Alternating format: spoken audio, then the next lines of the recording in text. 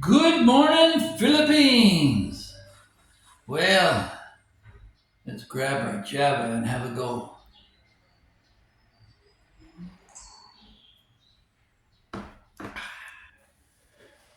So, I was thinking, daily thing for me to do, about how a young man's going to navigate in today's world and how does he find his true self and what can bring him meaning and happiness in life.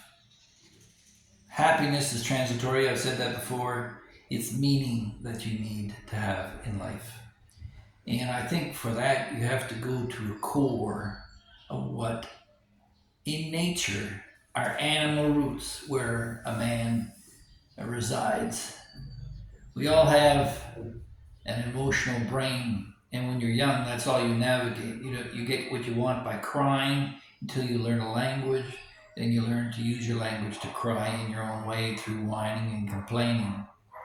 But then over time, to have any respect in the tribe, you'll learn to be more cautious in your explanation and expression of emotion.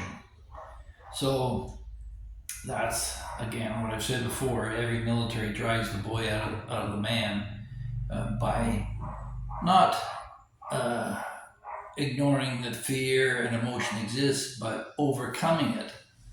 And a lot of women, I'm sorry to say, get a pass on this because there's an expectation of young men that women are weak. And despite all of feminist propaganda to the contrary, there's been nothing to prove anything different.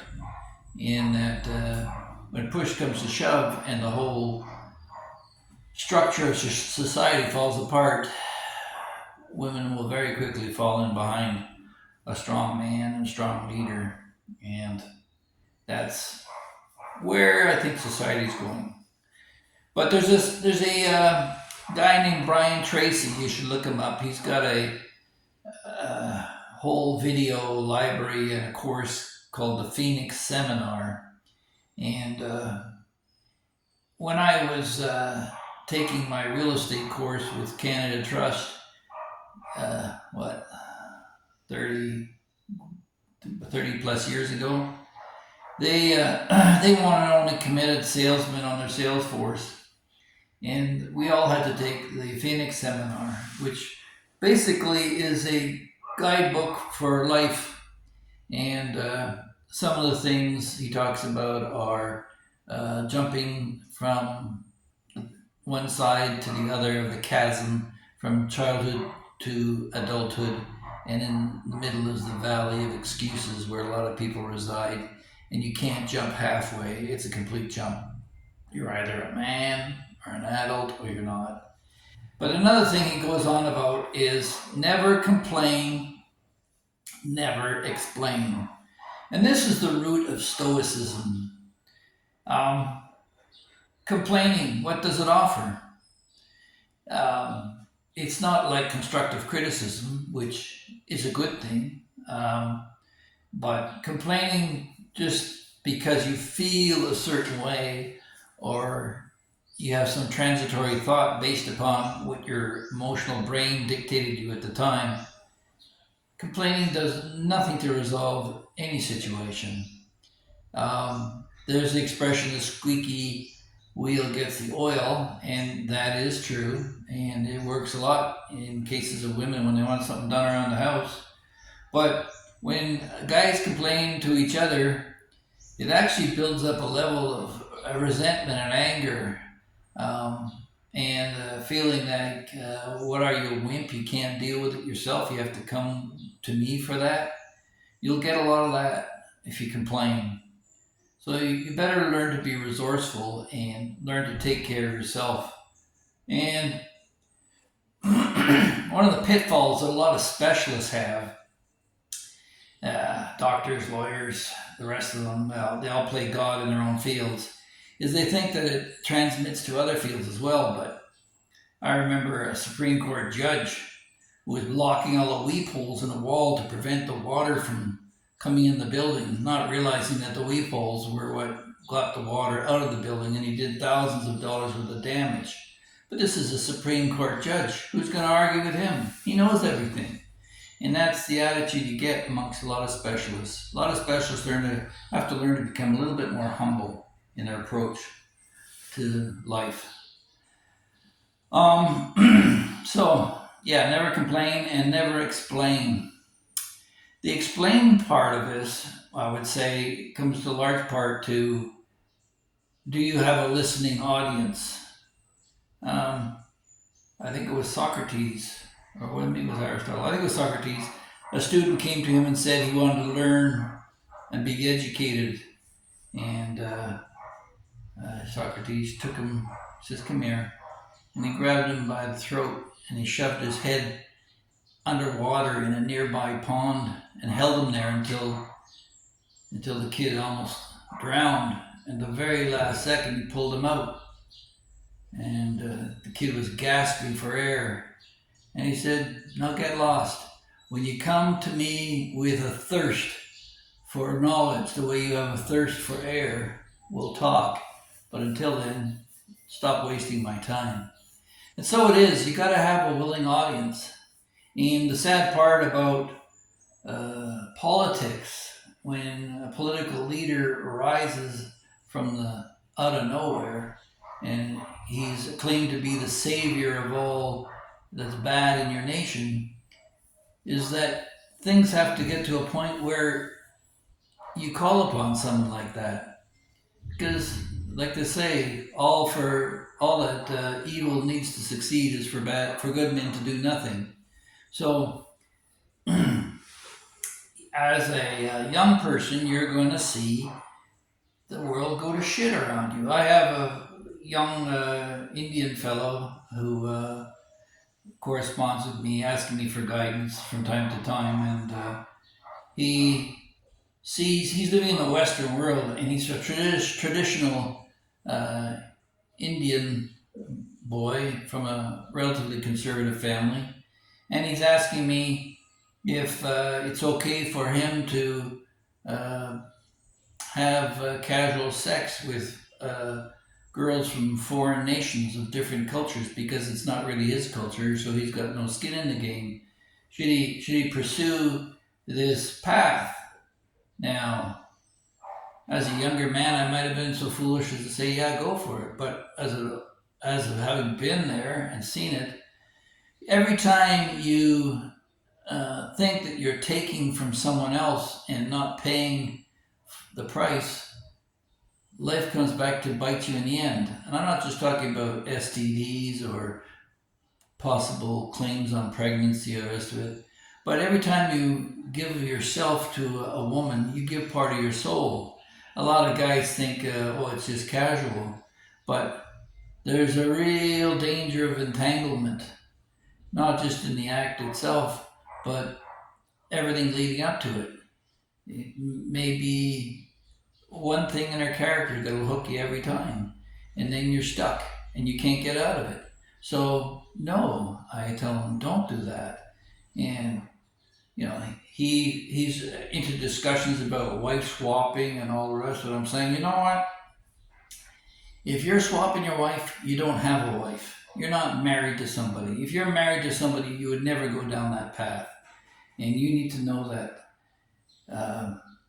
by nature, men can have more than one wife if it's all done on the up and up, and it's honest about it, and it's the responsibility of taking care of your harem is deep rooted. If you're the king of Brunei, you can get away with stuff like that. Very wealthy men can. They have the power to do that, and there's lots of women who will flock to a wealthy man exactly for that purpose in mind. But the Judeo-Christian principles of relationships dictate that you pick one woman and one man for life. So you can't really be going down that path if you're going to say you're a practitioner of that faith. But he's Hindu. What does he care?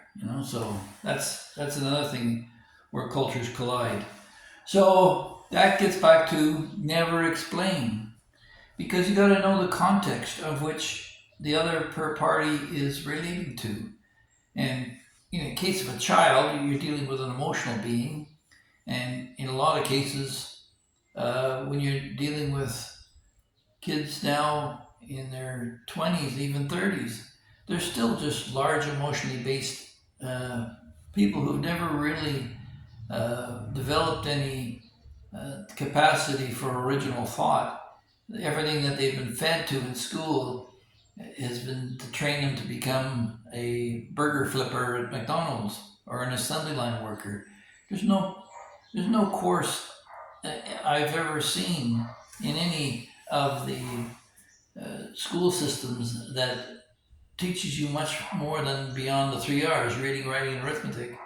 Um, and when you do get into the social sciences and start learning psychology, as I cautioned a young man just the other day, both his parents are lawyers, accomplished lawyers here, and he's taking psychology.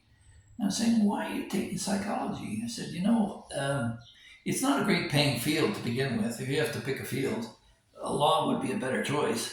And you're lucky enough to have two adult tutors that can help you with your degree and carry on a family legacy. I said, the number one problem with psychology is that it attracts people to the profession who are nuts. The people who are drawn to psychology are trying to figure out their own minds and thoughts, and that's what draws them to it. And some of them are in the 30s, 40s, 50s, 60s, and they're still working on it. I ran into the dean of psychology for UBC years ago, who was a tenant of mine, Dr. Paul Termanson. And when he found out that I had a year and a half of psych under my belt, and he encouraged me to go back and finish my degree, I said, no way. And I explained to him the reasons why, and he had to agree with me. His own life, not to get too personal about it, was a bit of a mess at that point. I think he was going through a divorce, and who was he to preach? So,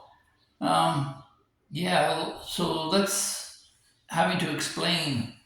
And that's what psychology is all about. When you can't find a friend who will listen to you anymore because you burned them all off because of your toxic narcissistic behavior and your meism, you end up hiring professionals that you can pay who will listen to your blah, blah, blah, and they'll tell you all day long how you're a diamond in the rough and you just have to wait and follow your dreams and blah, blah, blah. They don't give any real grasp of reality.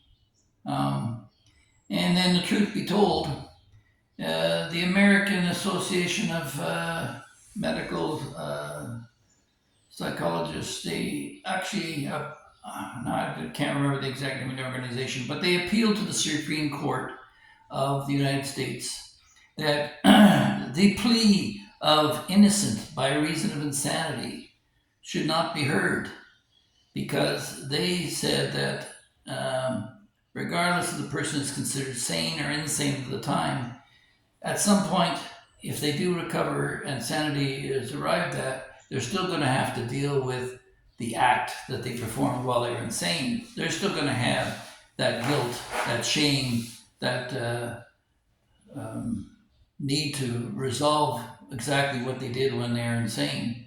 And also, they also stated that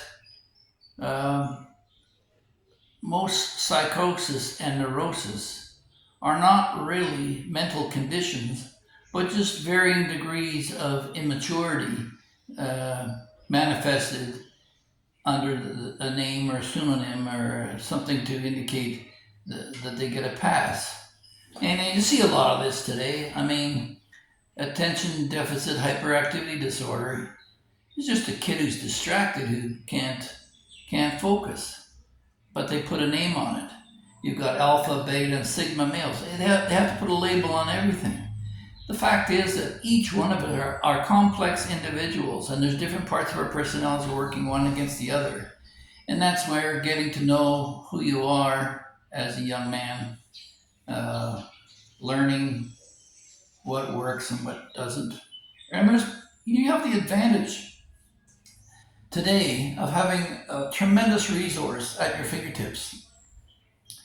You may not have grandpa anymore, but you have Google. You can do a search, a Wikipedia search. Look up the Phoenix Seminar. Look up How to Win Friends and Influence People by Dale Carnegie, or The 7 Habits of Successful People. There's a whole myriad of books that you can read, self-help books, that can help help you achieve what you want in life. And so I hope this helps you guys out a little bit. I don't know.